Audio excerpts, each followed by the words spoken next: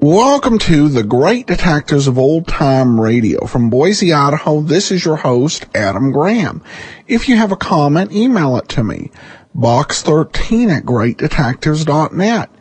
And I encourage you to follow us on Twitter at Radio Detectives.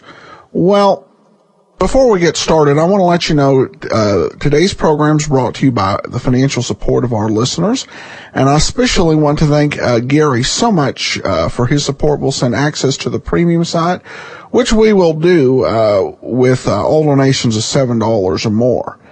Now it's time to talk a little bit about today's show, which is certainly unusual. This comes from the Comedy Theater of the Air. It was hosted by Harold Lloyd. Lloyd was a comedian whose career began during the silent era, and he went on to produce many films through his own production company. And his name associated with the theater really did help it to be a success over its 40 weeks on the air from 1944 to 1945. Each episode adapted a Hollywood comedy, and that's the case with today's episode, Having Wonderful Crime. Having Wonderful Crime was actually the title of a 1944 novel by Craig Rice, starring John J. Malone, that was then adapted to a screwball comedy / mystery. To be honest, I'd listened to this program before we did the Malone episodes for this series, but I did not make the connection. Even though the main character was named Malone, the story had a very different flavor from the Amazing Mr. Malone episodes. And it actually correlates a little bit better to the books. When I read the Malone books, it was shockingly different between the radio shows. Lieutenant Brooks was not there. The police were represented by a guy named Von Flanagan in the actual Craig Rice Malone books. In addition, in the books, Malone had a couple of supporting characters, comrades in arms, more usually, though, drinking buddies, named Jack and Helene. And they, of course, were completely absent from the radio program. And I only, through reading the books and then checking through the filmography of Craig Rice, the author of the John J. Malone books, did I notice this particular story, Having a Wonderful Crime. So we're going to give you a little bit of a sample of what the books were like. So with that said, let's go ahead and take a listen to this episode from June the 3rd, 1945, Having a Wonderful Crime, or Having Wonderful Crime.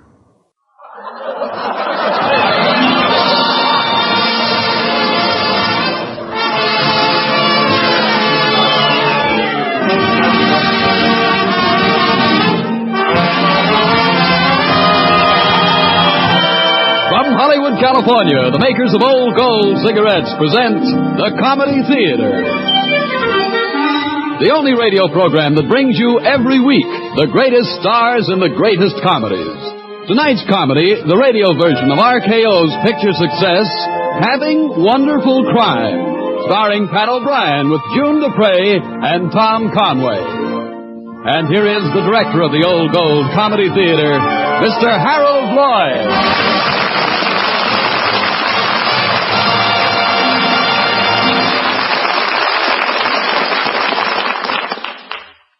Good evening, ladies and gentlemen. Tonight we have chosen that mad comedy mystery of three lovable zanies who are having a wonderful crime. And because our play involves three outstanding people, we are happy to present three of the nicest and most talented people in this town. or any town. Pat O'Brien, June Dupre, and Tom Conway.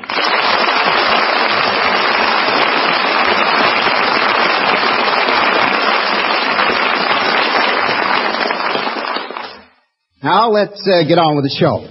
When Chicago's famous criminal attorney, Michael J. Malone, together with Jake and Helene, had solved the Wellington murder case, Malone said, "This is the last time those two screwball friends of mine will get me to play detective, and I mean the last time." And when goaded on by Jake and myself, Malone has solved the notorious Ricardo case and again outsmarted the police. He said, "No, I should have known better. Allowing myself to be sucked in by those two half-wits again, but this is the last time, and I mean the last time." Then, when Malone learned that Helene had traced the murder in the Huntington case and needed his assistance, he shouted, No!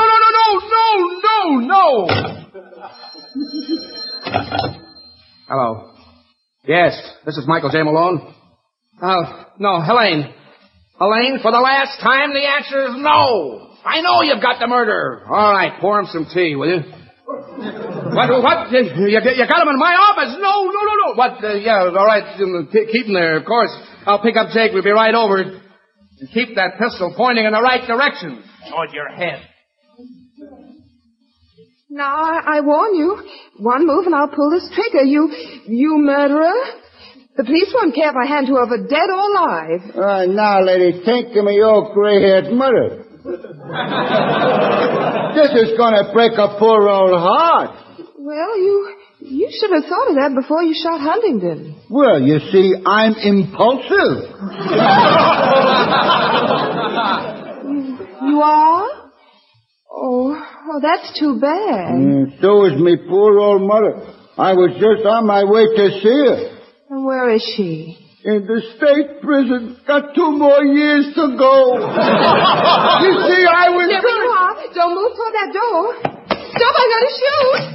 Where is he, Elaine? No! Don't mind me, but you just shot the wrong man. Honey, are you all right? Oh, Jake the murderer. He's behind the door. Look out. Oh, no, you don't, buddy. Well, that ought to hold our tender comrade for a while. Oh, Jake, darling, did he hurt you much? Oh, just broke the skin on my fist. If rabies don't set in, I'll be all right. Are you sure you're all right, honey? Just kiss me. This one's for gallantry under fire. Say, look, I hate to disappoint you two lovebirds, but I am still breathing. Oh, good heavens, Malone, are you shot? No, and there's just some large mosquitoes in here. Look, Malone, you better let me see that shoulder. Oh, that's nothing. That's just a scratch. Yeah, why don't you get her a bigger gun? Cops! The cops! Come on, let's get out of here!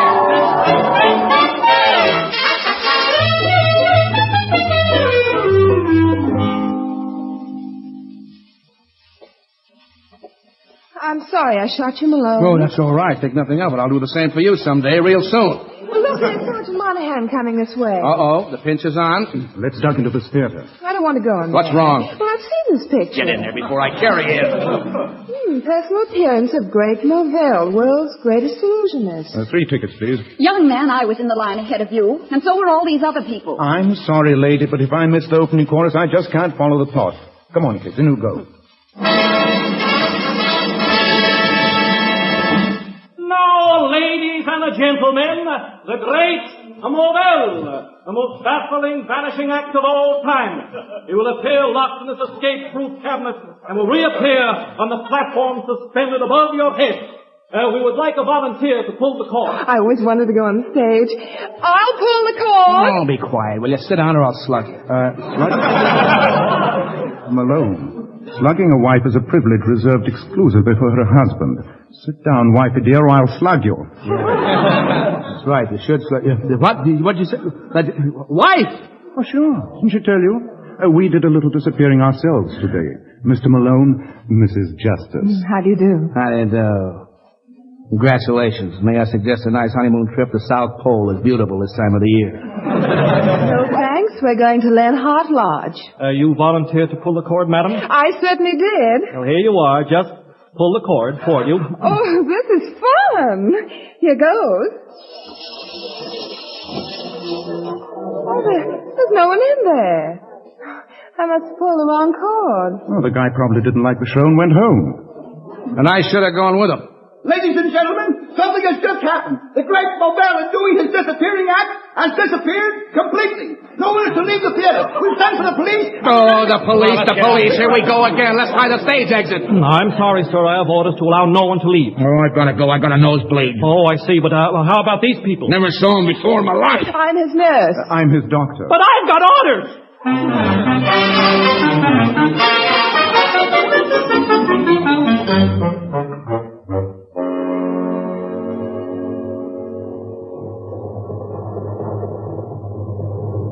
Get in, honey. We've got a long drive ahead of us. So long, Malone. We're off to Lake Lenhart. So long, kids. Happy honeymoon and good riddance. You deserve each other. And don't forget, Malone, I want a cut of that check. What check? Well, the one you're going to get for defending the murderer in the Huntington case. What are you talking about? What makes you think I'm going to defend that guy? Well, I know you're always looking for new business, so I left your card on his chest. You left me. No. Jake, did you hear that? Oh, what can I do? She loves me. So long, Malone. Oh, no, you don't. Huntington case was your idea. If you think I'm going to sit up all night answering questions while the cops grill me, you're daffy. I'm going with you. But, Malone, don't you understand? We're on our honeymoon. So what? I'm going with you anyway. Come on. Here comes Malone. He's the chaperone.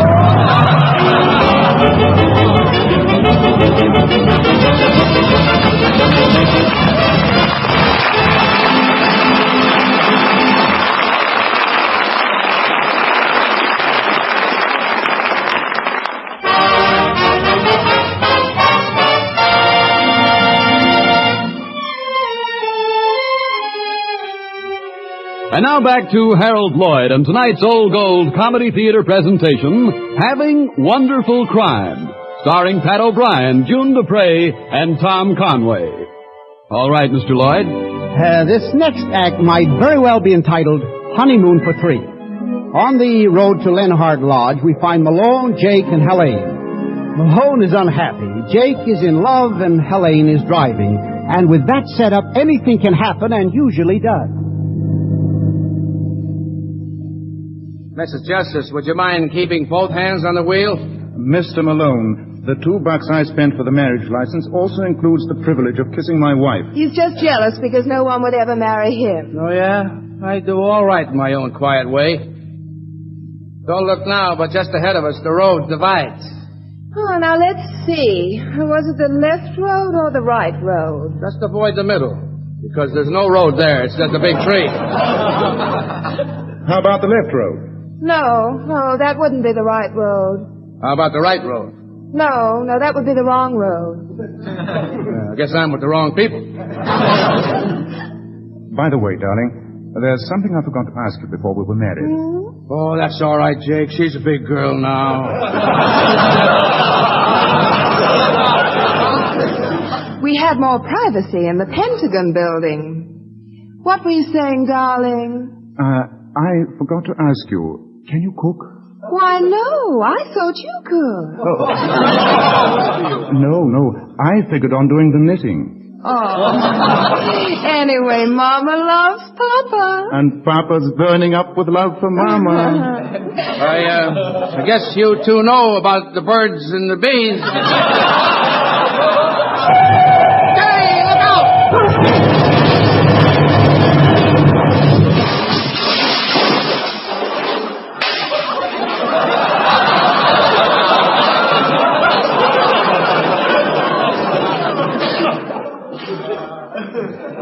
We hit something? Helene, honey, you said it was the left road. Well, I was looking through the mirror. Oh, that's just what I love about you. No, let me out of here. I'm walking the rest of the way into the nearest bar.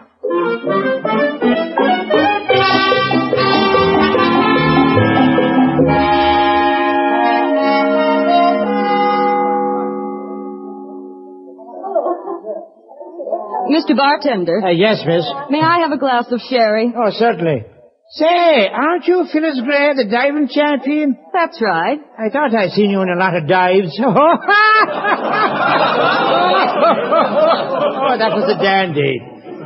You're here for the aquatic meet at Lenhart Lodge, aren't you? From the looks of the posters all over your bar, I must be. Oh, you know, I love the water. An uncle of mine was a great diver. One time he stayed underwater for 3 weeks. He hit a rock. Oh, my, that's a dandy, all right. I hope the bourbon is better than that joke. I was talking to the lady. Oh, how do you do? Well, haven't we met somewhere before? Said he with a great deal of magnanimous charm. We certainly have. Well, I'll admit that I didn't expect that answer, but it's nice to renew an old acquaintance. Is it? Evidently you don't remember when we met before. You don't say. The people of the state of Illinois versus Frank Lombardo. Oh, sure. Sure, now I remember. You were the witness with the dimpled knees. You tried to make a perfect liar out of me. Oh, no, wait a minute. No, let me explain. You see, when I'm representing a client at the bar, I'm one person.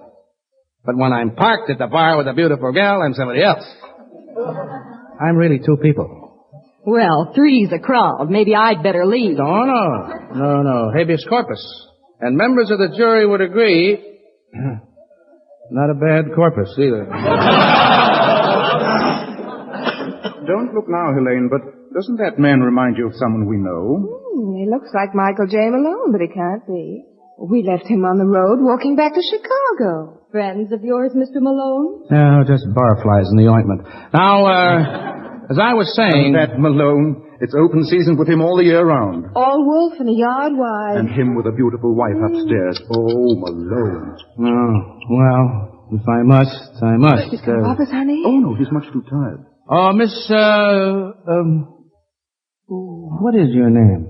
Phyllis Gray. Oh, yes. Miss Gray? Meet Shaky and Breathless. Now, will you two scram? Now, Michael J. Malone, that's no way to talk to newlyweds. Newlyweds? Why didn't you say so, Mr. Malone? Well, as a matter of fact, I was just getting around to it. In fact, I was going to invite you to come along on their honeymoon. Now, wait a minute, Malone. Oh, don't worry, Jake. I'll take care of everything. Who protects the poor working girl? Who protects the rich working girl? Who protects any working girl? Michael J. Malone. She doesn't even have to be working. Look, Malone, I'm a married man, so I'm not interested any longer. But, go on. There's a fee for legal advice, you know. How do you manage to attract all these beautiful women? I just take a big mouse trap and I put in a piece of cheese, and when they come out for the piece of cheese... They get you. Naturally. I beg your pardon, but are these two newlyweds? Yes, bartender. Ghastly, aren't they?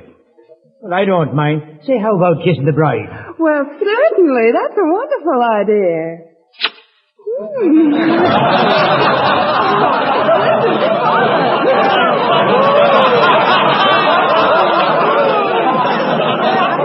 I'm going to get married more often. This should call for a drink for the bride and groom. Say, drink for the bride and groom? Wonderful idea. What do they have, Jake? Soda or water? Soda. Bartender? 2 Mickeys with soda. Oh, no, wait a minute. No, hold it, bartender. I got a better idea. Folks, the happy groom would like to buy a drink for the house. Champagne for everybody. Malone, what are you saying? I said champagne for everybody.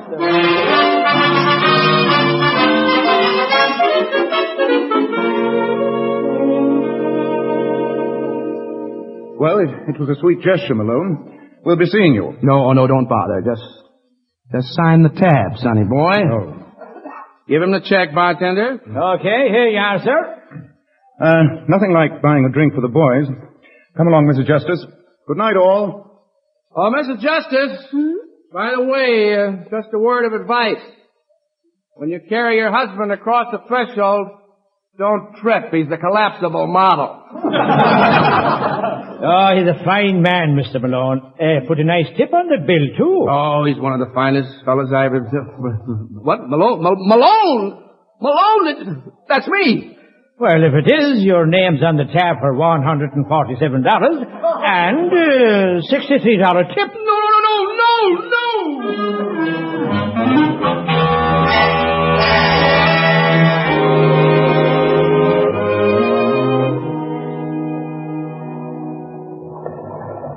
Mr. Malone, what's the idea of dragging me out to the boathouse at this hour? Well, I have a little fishing to do, Miss Gray. Certain fish bite better at night, I hope.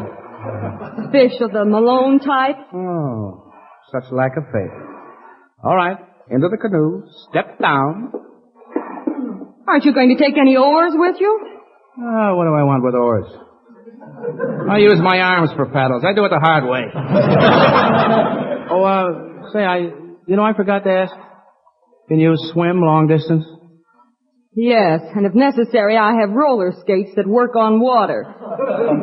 Well, aren't you going to get in? Hey, Malone! Malone! Uh-oh. Hold the boat alongside the float for a minute.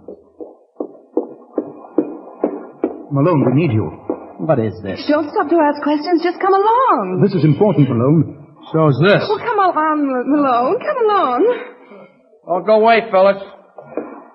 Mr. Malone, I'm drifting. Throw me an oar. Back as soon as I can, honey. Come on now, Helene. What gives? Well, we went up to the suite. We found a trunk that didn't belong to either of us. It was unlocked, so we opened it. What'd you pull out this time? A rabbit? A body. Oh, anybody I know? I tell you, Malone, we found a dead man in the trunk. Oh, housing shortage. Look, if we're going to play games, I got a gal out there. I'd rather play post office. But, Malone, it's no game, believe me. It's really on the level, huh? Oh, honor bright. What are we going to do, Malone? I'll tell you what I'm going to do. Yes? What, Malone? I'm going to pack up and leave quietly. But, Malone, you don't understand. The trunk is in your room. The trunk is up. No! Oh, this is fun.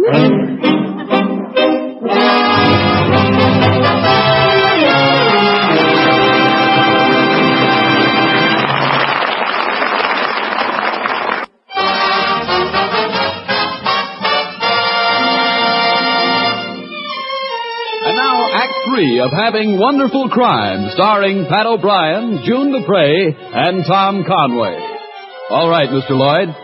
Yes, trouble seems to go looking for Michael J. Malone. Trouble sometimes spelled out Jake and Helene. And other times just plain trouble, such as finding a trunk in his room at Lenhart Lodge with a dead body in it. And then later finding that same trunk and same body missing.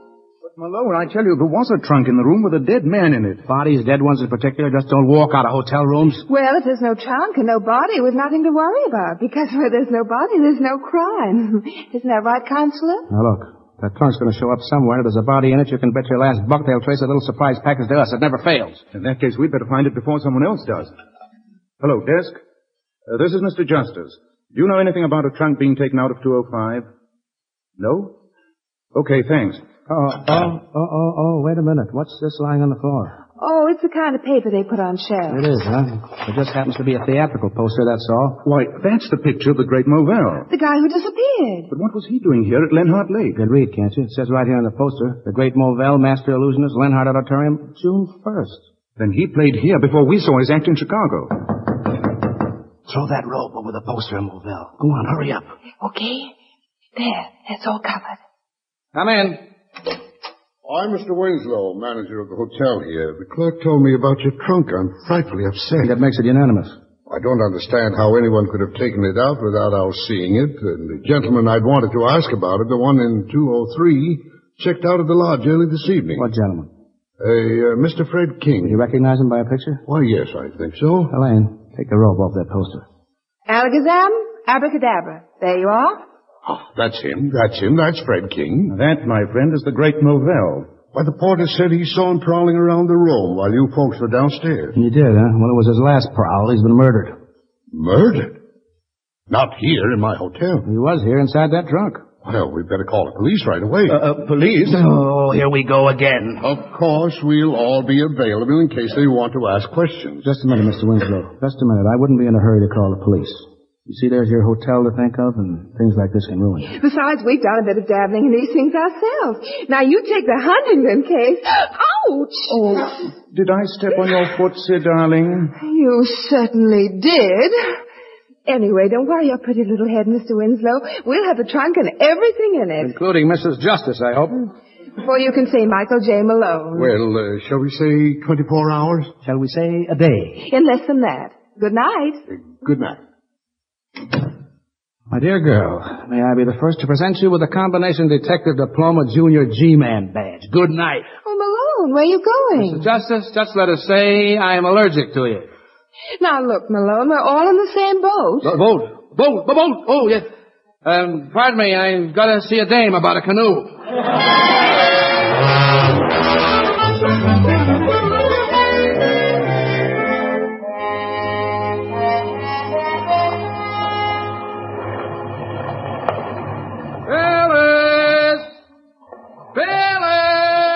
Calling someone, Malone?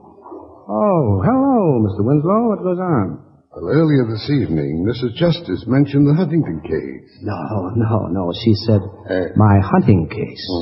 And so I did a little sleuthing on my own. Oh, you found the body? No. I learned the police are looking for you in the Huntington murder case. Well, Mr. Winslow, I also did a little sleuthing. I learned that Fred King, alias the Great Movell, who supposedly checked out of the lodge, never checked in. Now, how do you explain that? I think we understand each other, Mr. Malone. I'm sure we do, Mr. Winslow. I've got a deal for you. If it pays off in real money, I'm interested. It pays off to the tune of $12,500. Well, that's a mighty pretty tune. What's the deal? Look, I'm no cop. What's the story? Well, you probably already know that Linhart Lodge and all the property here is owned by the two old maid Linhart sisters. Elizabeth, the older sister, invited Movell here for one night and gave him a check for $50,000 for his performance. $50,000? And I had to be a lawyer. Well, Myra, the other sister, asked me to get the check back. I offered me $25,000 if I could. Now, you see, I handle a great deal of their business. Well, and brother, how you handle it? I approached Movell, said the old gal was simple-minded, offered to make a settlement, but he wouldn't bargain with me, so... So, you knocked him off? Yes, backstage at the theater. And you stuffed him into his trunk, huh? Yes. And I had the trunk shipped up here to Linhart Lodge. I planned to drop it off in the lake, but you beat me to it. Unintentionally, Mr. Winslow. Believe me, unintentionally. You see, when I registered without luggage, the porter figured the M on Movell's trunk must have stood for Malone, so he sent it up to my room. You mean you didn't tell the porter that it was your trunk? No, I didn't have the vaguest idea there was a trunk or what was in it until it was brought up to my room. I thought you were in on it from the beginning, Malone. Well, I always prefer being in on deals at the end. Payoff still goes, doesn't it, Mr. Winslow? $12,500? Oh, sure. I'll give you the dough. It's here in my inside pocket. I'll get it myself, Winslow. And pardon me while I relieve you of that automatic in your inside pocket. Thanks. No, don't shoot, Malone. Don't. Oh, this is fun. What are you doing up there? We had a grandstand seat in this canoe rack. We heard Winslow was looking for you, so we slipped in without paying admission. What's the canoe slipping off the raft, Jay? Oh, look out for your head, Malone. Good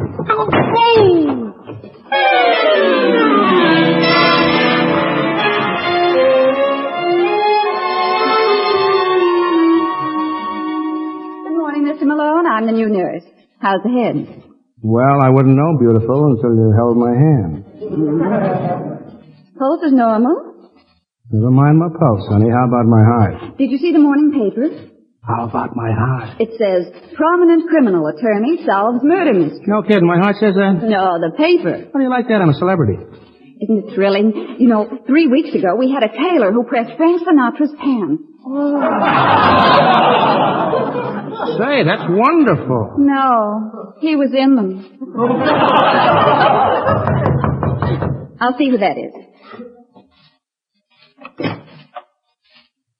There's a young lady outside to see you. Young lady? Send her in. She's with a gentleman. Keep him out. It's a Mr. and Mrs. Justice. Mr. and Mrs. Justice. No.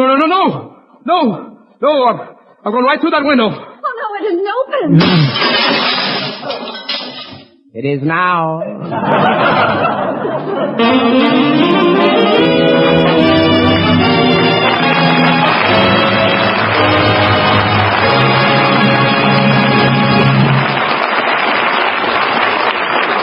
Well, so closes the story of having wonderful crime. Right now, Pat O'Brien, June Dupre, and Tom Conway, our thanks to you for a most enjoyable half hour. Thank you, Harold. I enjoyed every bit. It was a pleasure. Certainly was.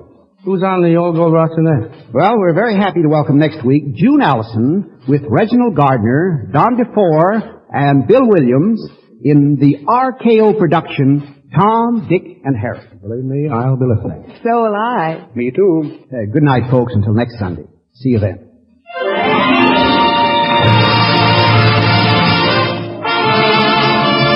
Having a Wonderful Crime was presented through the courtesy of RKO, producers of Enchanted Cottage. Pat O'Brien's next picture is RKO's The Amorous Ghost.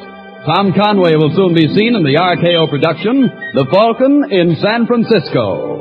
And now until next Sunday evening, don't let little annoyances get you down. Why, be irritated. Light an old gold. Its tobaccos are conditioned with apple honey to help guard against cigarette dryness and to give you more smoking pleasure. This is Bob Williams saying good night for Old Gold. This is the National Broadcasting Company.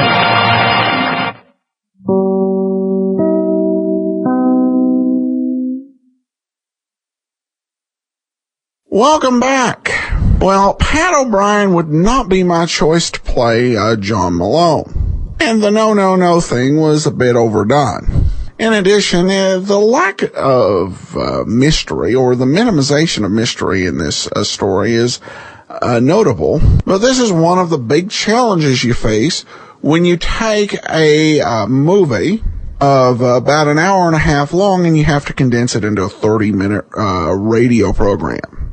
Well, we turn now to listener comment and feedback, and Deanna emails in, thank you for all the work you put into the show. Being able to listen to old shows while I'm working makes the days go faster. I was thinking that the amazing Mr. Malone should be renamed The Guesswork of Mr. Malone. Just about every show he accuses everyone of the crime, and through the process of elimination arrives at the guilty party. Not very amazing. Well, it's amazing that he hasn't been sued for slander or some other offense. But she goes on to say, thanks again, Adam, and keep up the good work. Well, I think that's definitely a point. Some of these programs, while they're all old-time radio detectives, they're all very different, and I think people listen to it and enjoy them for different reasons.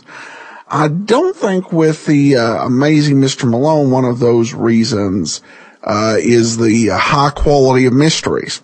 All right, well, we do have a listener voicemail, so let's go ahead and take a listen to that.